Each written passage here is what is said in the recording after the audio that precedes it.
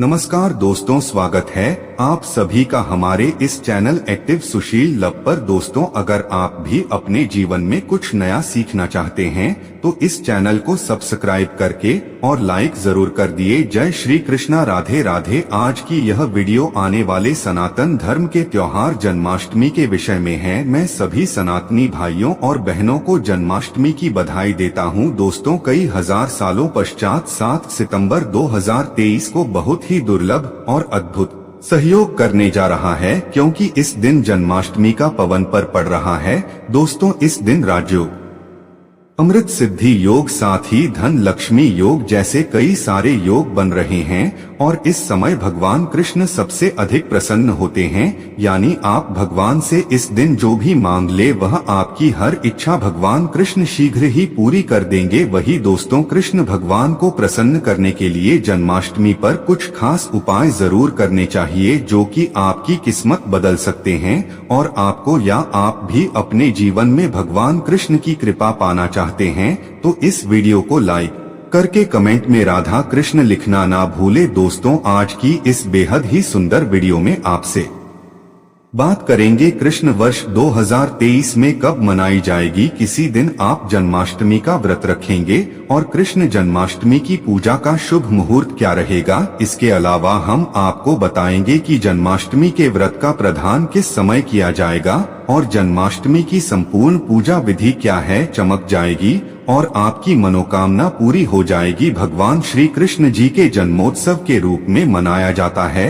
भगवान श्री कृष्ण का भादु मास के कृष्ण पक्ष की अष्टमी तिथि को रोहिणी नक्षत्र में हुआ था और उनके जन्म के दिन को आज भी काफी धूमधाम से मनाया जाता है। दोस्तों, जन्माष्टमी के दिन भगवान कृष्ण की आरती 12 बजे की जाती है और घंटे घड़ियाल बजाकर उनके जन्म की खुशियां बांटी जाती है। दोस्तों, जन्माष्टमी का मथुरा और वृंदावन में बहुत ही धूमधाम से मनाया जाता है। खासकर मंदिरों और घरों में लोग बाल गोपाल के जन्म का उत्सव का आयोजन भी करते हैं और बाल गोपाल के लिए बाल की भी सजाते हैं। ऐसी मान्यता है कि भगवान विष्णु जी ने धर्म की स्थापना करने के लिए श्री कृष्णा और इस दिन पर दोस्तों शास्त्र में जन्माष्टमी के वक्त को किया जाता है वह अकाल मृत्यु गर्भ और जो भी इस व्रत को एक बार कर लेता है वह दुनिया के सभी सुखों को भोगकर विष्णु लोक में निवास करता है। दोस्तों, इस दिन लोग पूरा दिन भर उपवास रखते हैं। आपको बता दें कि जन्माष्टमी का व्रत अष्टमी तिथि से शुरू का कारण नवमी तिथि का पूरा फल प्राप्त होता है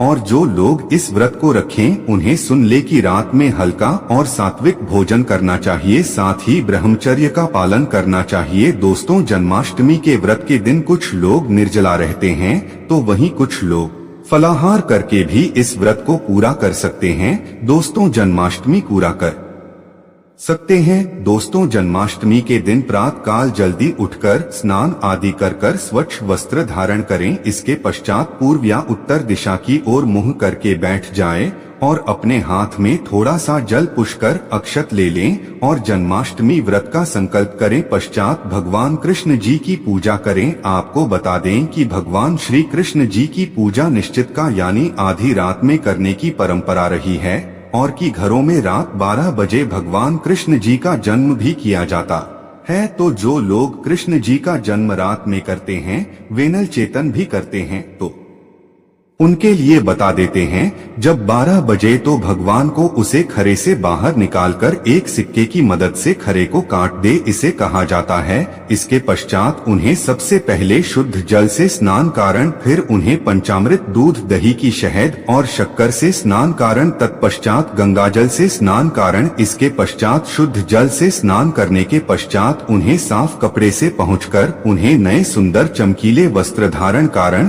और उनका श्रृंगार करें। इसके पश्चात उन्हें झूले या सिंहासन में करें। ध्यान रहे इस दौरान आप कृष्ण नाम का जाप करते रहे या राधे राधे बोलते रहे या श्री कृष्ण जी के किसी भी मंत्र का जाप करते रहे। दोस्तों, अब आप लड्डू गोपाल की विधिवत पूजा करें, उन्हें चंदन का तिलक लगाएं, फूल माला अर्पित करें और उन्हें भोग लगाएं। भोग में आप माखन मिश्री पंचामृत नारियल से बनी मिठाई या धनिया की पंजीरी का भोग लगाएं। ध्यान रहे उसमें तुलसी का पत्ता जरूर डालें। एक पक्ष धूप दीप जलाकर भगवान श्री कृष्ण जी की आरती जरूर। दोस्तों, जन्माष्टमी की रात को लोग रात्रि जागरण करके भजन कीर्तन शो आदि भी करते हैं। इससे आपको शुभ फल की प्राप्ति होती है। आपको बता दें, कुछ लोग रात्रि की पूजा के पश्चात ही अपने व्रत का पारण करते हैं और कुछ लोग अगले दिन सूर्योदय के पश्चात। ध्यान रहे कि आप प्रसाद खाकर ही अपने व्रत का पारण करें। तो यह अब जानते हैं कि वर्ष 2023 में का पर्व को कब मनाया जाएगा।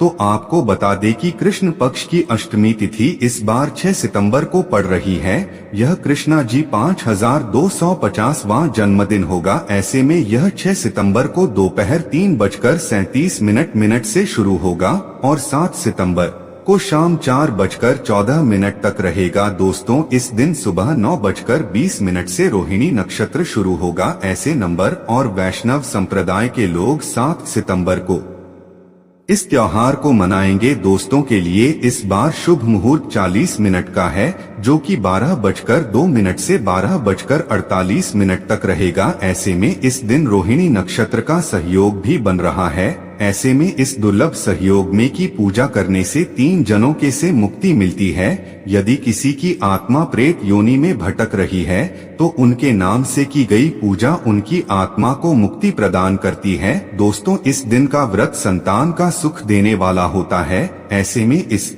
बार का व्रत करना ना भूले। साथ ही जो इस व्रत को शुरू करना चाहते हैं, इस बार उनके लिए सबसे अच्छा मौका है भगवान श्री कृष्ण की कृपा पाने के लिए। ऐसे में फिर आप भी इस व्रत को शुरू कर सकते। तो दोस्तों, चलिए अब जानते हैं जन्माष्टमी के व्रत कथा, जिसको पढ़ने या सुनने मात्र से ही सभी लोगों के सारे पाप भूल जाते हैं।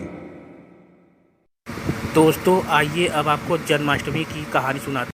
स्कंद पुराण में अग्रसेन का सबसे बड़ा पुत्र कंस अपने ही पिता को जेल में डालकर खुद राजा बनकर राज करने लगा। पर दूसरी ओर कश्यप ऋषि का जन्म राजा अग्रसेन के पुत्र के रूप में वासुदेव का जन्म हुआ, जो कि आगे चलकर वासुदेव का विवाह देवकी से संपन्न हुआ। और देवकी को विदा करने के दौरान एक आकाशवाणी होती है कंस आज की जी बहन को इतने प्यार से विदा कर रहा है, कल उसी का 8वां पुत्र तुम्हारे मौत का कारण बनेगा। ऐसा सुनते ही कंस देवकी को करने के लिए हावी हो गया, पर सैनिकों और वासुदेव के वचनों ने ऐसा करने से बचा लिया।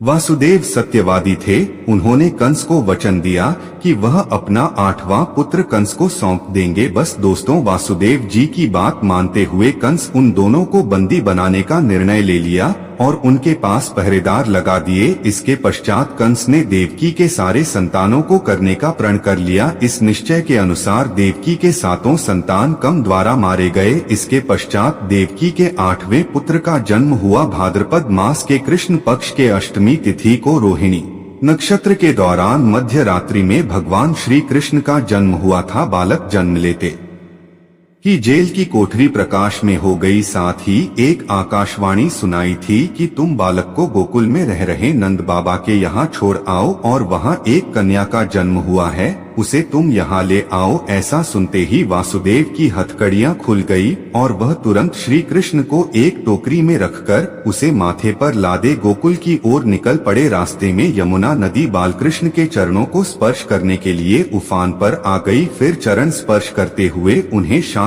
पड़ गई। फिर इसके पश्चात वासुदेव ने अपने पुत्र को यशोदा माँ मैया के बगल में सलकर वहां से कन्या लेकर वापस कारागार लौट गए। दरवाजे अपने आप बंद हो गए। उनके हाथों में फिर से हथकड़ी लग गई। इसके पश्चात सारे पहरेदार भी उठ गए और कन्या की रोने की आवाज आने लगी। सूचना मिलते ही उन्होंने कारागार से कन्या को लाया और उसे मारने की प्रयास किया, लेकिन वह आकाश में उड़ गई और बोली, अरे मूर्ख, मुझे मरने से क्या होगा, तुझे मरने वाला पैदा हो चुका है। यह बात सुन श्री कृष्ण का पता लगाकर उसे करने का खूब प्रयास किया। आज्ञा देते हुए रक्षा भी भेजे, लेकिन कृष्ण को कोई नहीं मार सका। अंत में श्री कृष्ण ने कंस का वध किया और अग्रसेन को पुनः राजा बना दिया। और इस प्रकार श्री कृष्ण की जन्माष्टमी की व्रत कथा पूरी होती है। तो ऐसी मान्यता है कि जन्माष्टमी के दिन कहानी को पढ़ने या सुनने से सारे पाप धुल जाते हैं, जीवन में के सारी समस्या का समाधान मिलता है, साथ ही भगवान का आशीर्वाद भी सदैव बना रहता है। तो दोस्तों अब आगे बढ़ते हैं और आप जानते हैं कि जन्माष्टमी के दिन वह कौन से उपाय हैं जिनको करने मात्र से ही आपकी किस्मत चमक जाएगी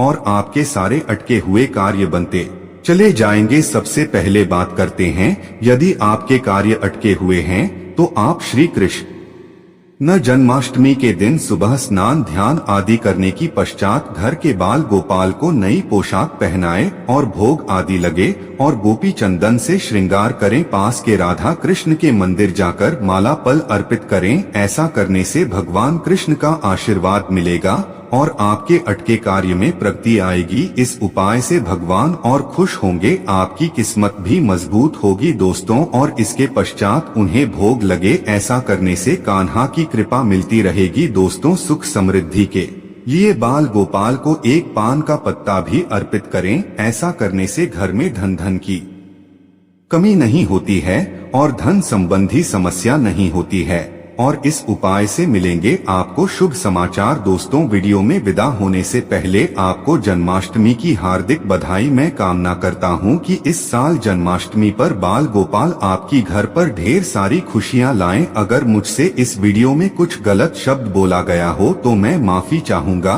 तो यह थी आज की खास जानकारी। अगर आपको अच्छी लगी हो तो वीडियो को लाइक और सब्सक्राइब जरूर करें। धन्यवाद।